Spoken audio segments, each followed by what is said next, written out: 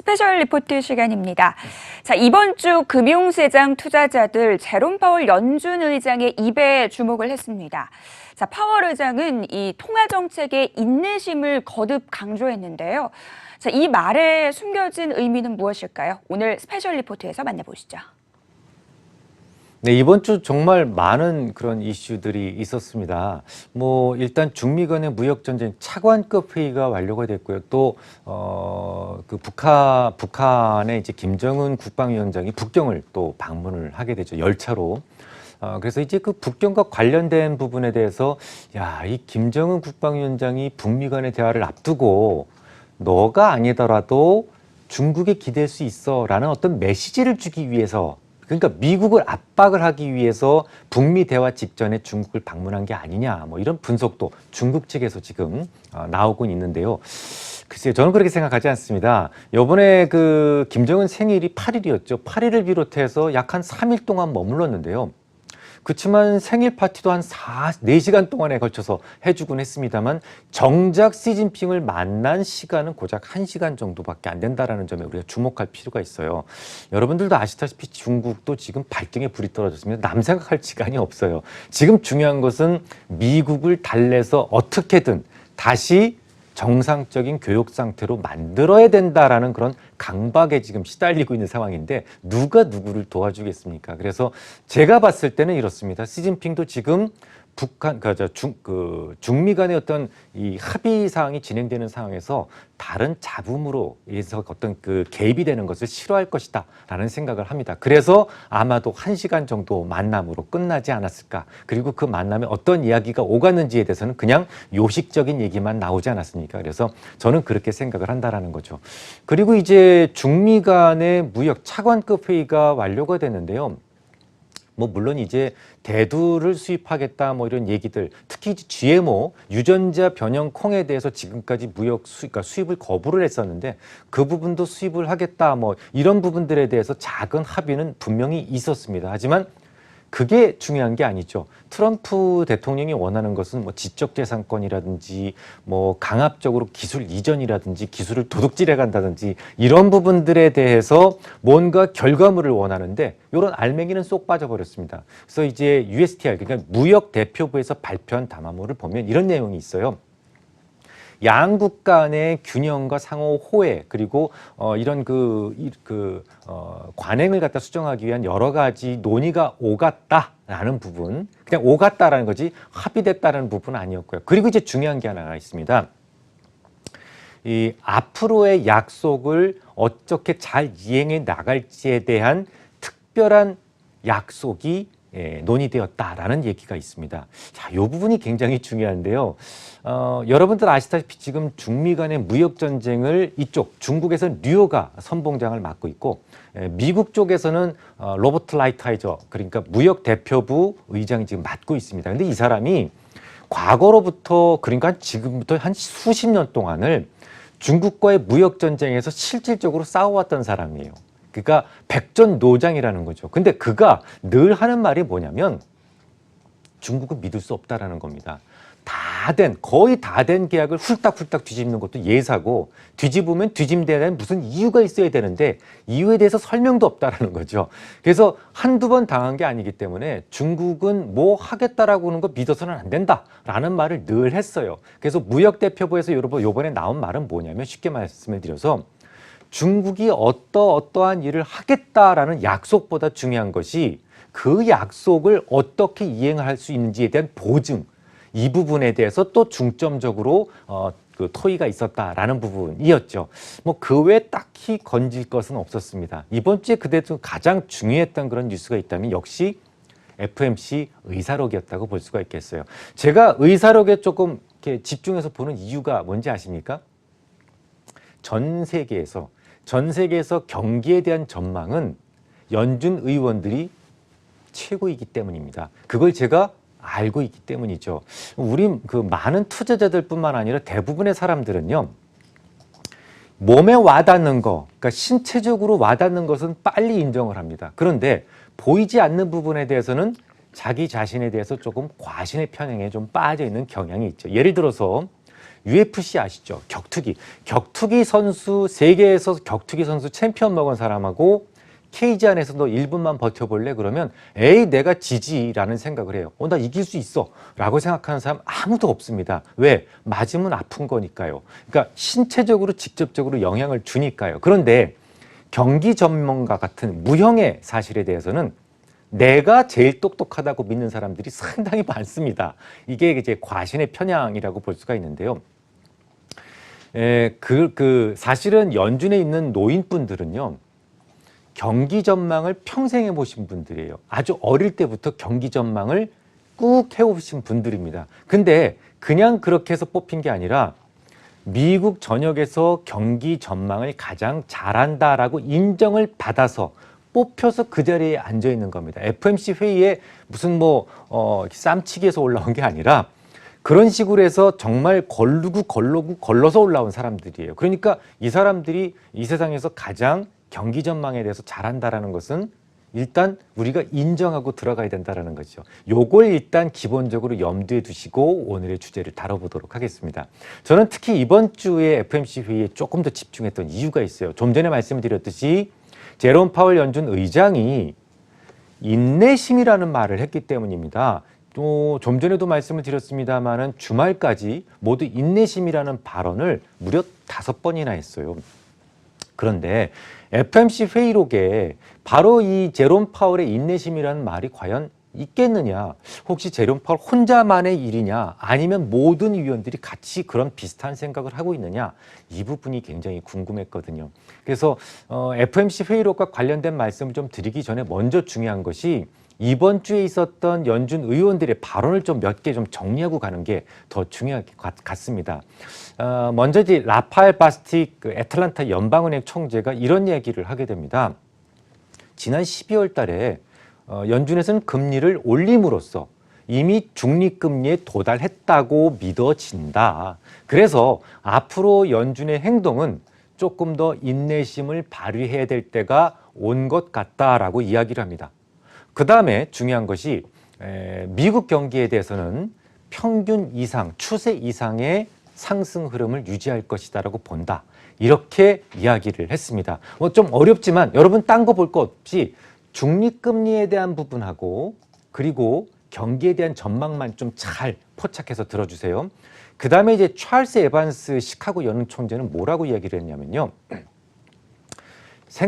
경기가 생각대로만 이어진다면 분명히 경기 흐름이 좋기 때문에 조만간 중립금리 수준인 3%에서 3.25%에 도달할 것이다라고 생각한다. 하지만 경기를 흔들 수 있는 그런 요인들이 생긴다면 정책에 대한 방향을 제고할 수 있다. 방향을 바꿀 수 있다. 이렇게 이야기했습니다. 여기서 이제 어떤 시장을 흔들 수 있는 사건이라면 당연히 무역전쟁을 의미하죠. 그러니까 자기가 생각할 때는 경기가 좋아서 중립금리 수준까지 빨리 도달할 것으로 생각을 하지만 무역전쟁이라고 하는 변수 때문에 이걸 갖다 포기할 수 있다. 지금은 조금 기다려야 된다. 이런 의미로 보시면 되겠습니다.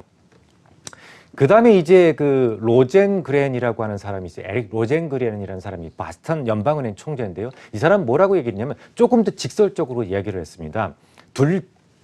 둘러서 얘기하지 않고 지금 시장은 평균 이상의 수준의 성장률을 구가할 것이다라는 생각과 아니다, 경기가 침체할 것이다라는 아주 상반된 생각이 둘 다 공존하는 시기다, 대립하는 시기다라고 이야기를 합니다. 그래서 이게 어느 쪽으로 귀결될지의 여부를 보기 위해서 연준의 행동을 좀 자제하고 인내심을 좀 발휘할 필요가 있다.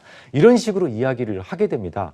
세 분이 말이 다 틀린 것 같습니까? 제가 볼 땐 다 똑같은데요. 세 분의 말은 좀 정리를 해보자면 중립금리까지는 좀 스테디하게 금리를 올리고 그 다음부터는 조금 관망하면서 보자. 두리번거리면서 맞춰가자는 의미를 가지고 있습니다. 연준 의원들이 다 제각기 다 다른 생각이 아니에요. 다 똑같습니다. 그런데 왜 중립금리까지는 스테디하게 가자라고 이야기를 한 거냐면 중립금리는 정상금리입니다. 지금까지는요. 비정상이죠. 2007년도 금융위기 이후 경기가 좋아진 적이 있다고요? 없다고요? 단 한 번도 없다고요. 이제 겨우 좋아지려고 그러는 거죠. 그래서 좋아지려고 하니까 이제 빨리 정상 수준으로 올려야 된다. 여기까지는 빨리 올려야 된다. 그러니까 비상사태는 이제 끝났으니 이 좋아질 것 같으니 정상 수준까지 금리를 올려야 된다. 이땐 좀 빨리 올리자라는 겁니다. 아니 뭐 하긴 응급실에 실려온 환자가 마스크, 산소 마스크를 계속 쓰고 있다가 지금 눈 말똥말똥하게 뜨고 코 후비고 있는데 계속해서 산소 마스크를 씌울 수는 없는 거 아니겠습니까? 그러니까 요 산소 마스크를 떼는 활동까지는 빨리 하자.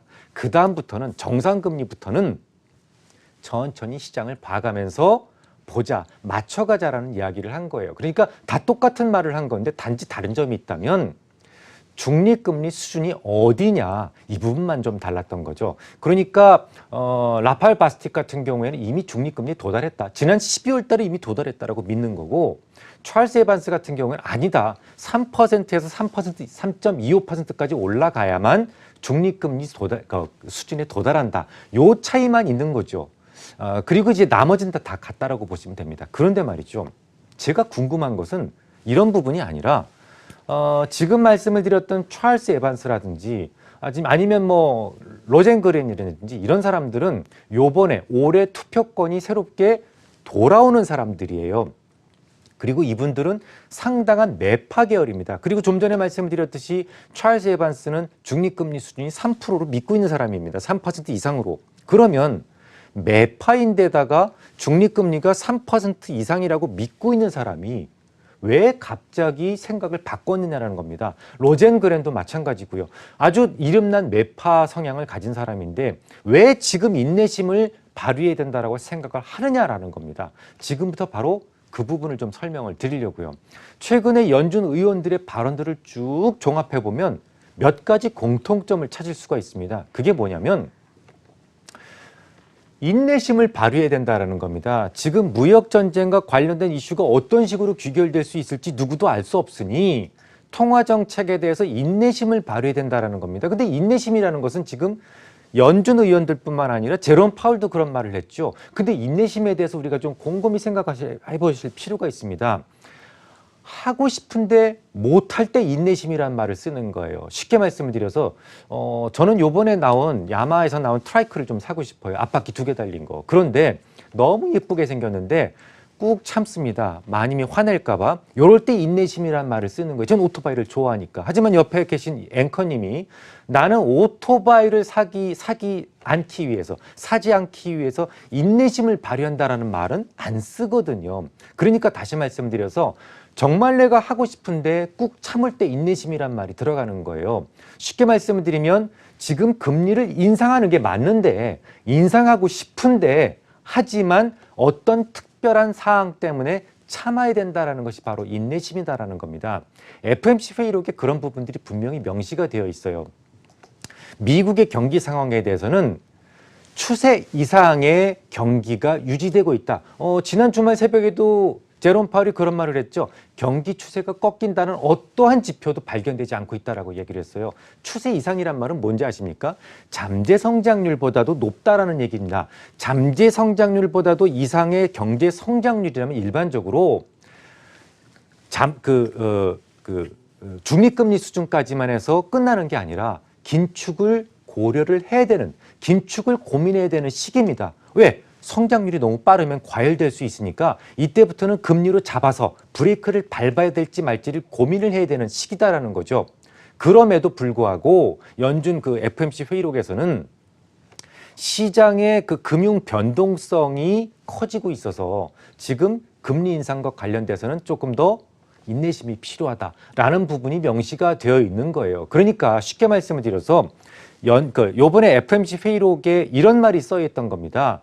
지금은 그 경기 수준으로만 본다면 중립금리 이상으로 긴축을 펼쳐갈 수 있을 정도로 경기상은 좋으나 무역전쟁이 어떻게 될지 모르니 일단 좀 대기하고 기다려보자. 이런 의미로 여러분들이 해석을 하셔야 된다는 것이죠. 하긴 뭐 연준 의원들이 아무리 뛰어나서 거기에 뽑혀서 그 자리에 앉아 있다고 하더라도 미래를 예측할 수 있는 것은 아니지 않습니까?